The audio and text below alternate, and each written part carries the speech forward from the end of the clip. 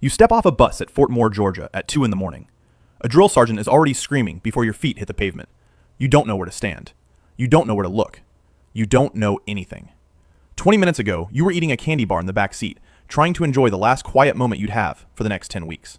That moment is over. A man with a round brown hat and a voice like a circular saw is 3 inches from your face, asking you why you're smiling. You're not smiling. Your face is doing something involuntary because your nervous system doesn't know how to process what's happening. He doesn't care. Drop and push. You do push-ups on asphalt in the dark, while strangers do the same thing next to you. They take everything. Your phone, your wallet, your watch, your civilian clothes, every single item that connects you to the person you were 6 hours ago. They shave your head. They hand you a uniform that doesn't fit right, and boots that won't feel broken in for weeks. They assign you a bunk in an open bay with 50 other people who are just as confused and just as scared as you are. Nobody sleeps. Basic combat training is 10 weeks of being rebuilt from the ground up. You wake up at 4:30. You run. You do push-ups and sit-ups and flutter kicks until your muscles burn, and then you do more. You learn to march in formation, dozens of bodies moving as one. You learn to shoot an M4 carbine. The first time you fire a live round, your hands shake. By week 6, you're putting tight groups on a target at 300 meters, and it feels like nothing. You learn land navigation with a compass and a map in woods so thick you can't see 10 feet in front of you. You learn first aid. You learn how to apply a tourniquet to a limb that's lost too much blood. The drill sergeants are not your friends. They are not your mentors. Not yet. Right now, they are the wall you run into every time you think you've figured something out. They smoke you for infractions you didn't know existed. A wrinkle in your bedsheet, a speck of dust in your wall locker, a canteen that isn't full. You do push-ups until your arms give out, and then you hold a plank until someone else's arms give out. Everything is collective punishment. One person fails, everyone pays. You learn to hate the guy who can't get his bunk right. Then you learn to help him get his bunk right, because hating him costs more than helping him. That's the lesson. They never explain it. You figure it out, or you wash out. Some people quit. They go to the drill sergeant's office and say they're done. They sit in a holding area for weeks waiting for paperwork to process. You think about quitting on day 4. You think about it again on day 12. You don't.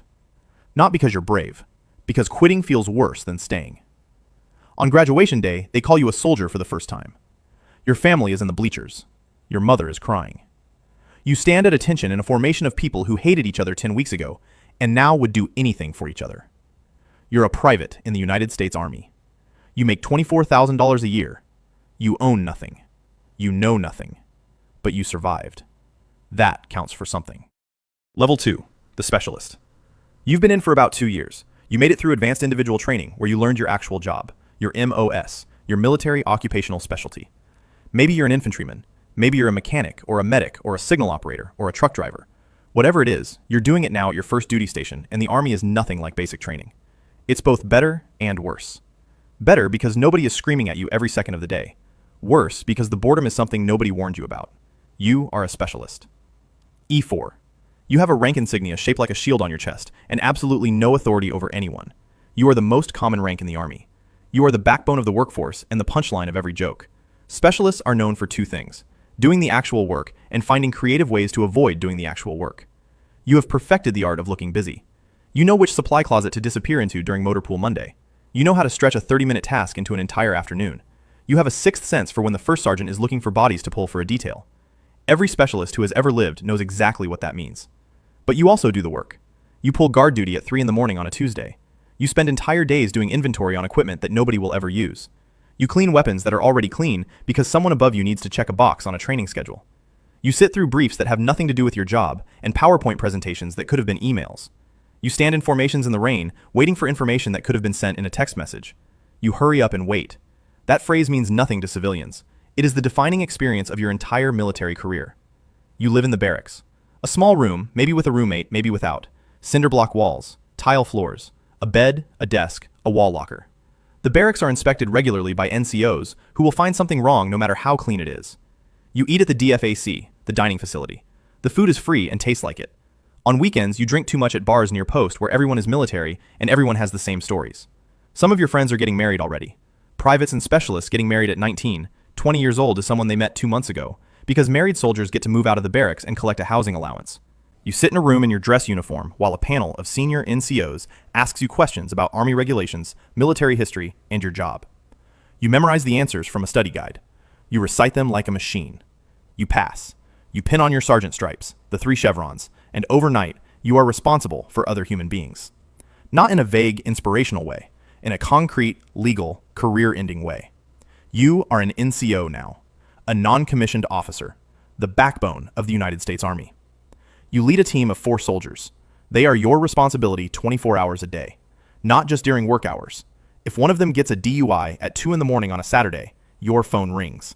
If one of them fails a PT test, that goes on your record. If one of them doesn't show up for formation, you are the first person the platoon sergeant asks. Where is your soldier? Why don't you know where your soldier is? You are expected to know everything about these people, their financial situation, their family problems, their mental health, whether they're eating right, whether they're drinking too much. You are 23 years old and you are a counselor, a mentor, a disciplinarian, and a babysitter all at once, and nobody trained you for any of it. You spend more time doing paperwork than you ever imagined.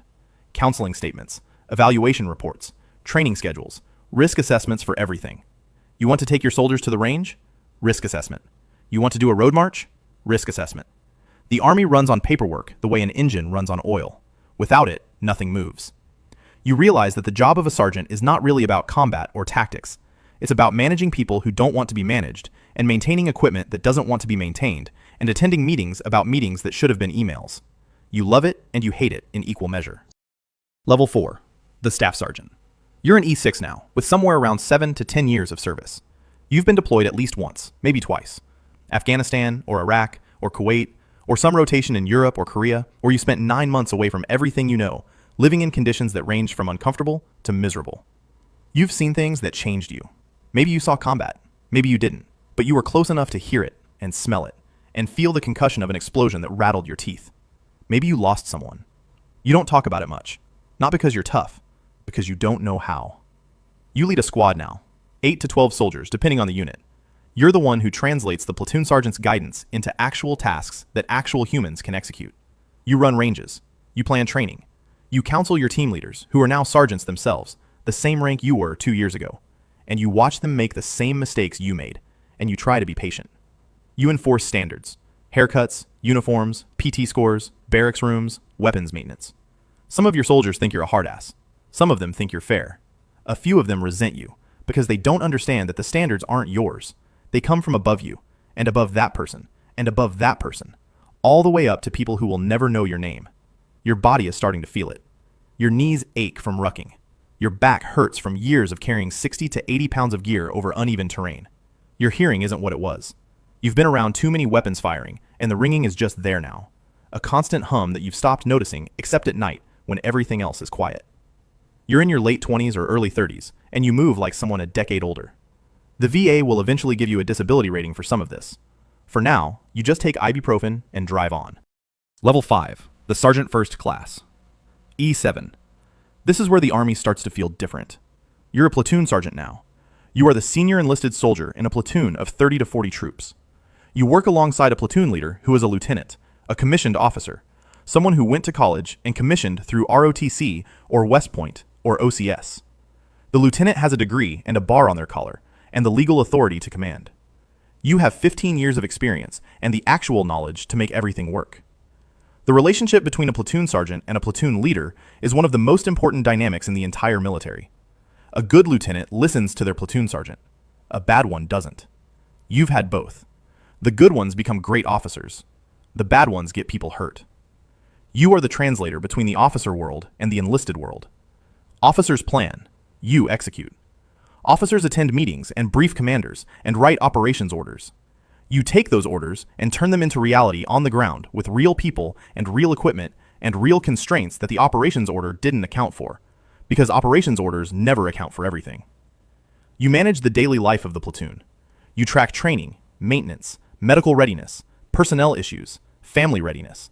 You sign off on leave packets and counsel soldiers, and sit on promotion boards and review NCOERs and attend more meetings than you ever thought possible.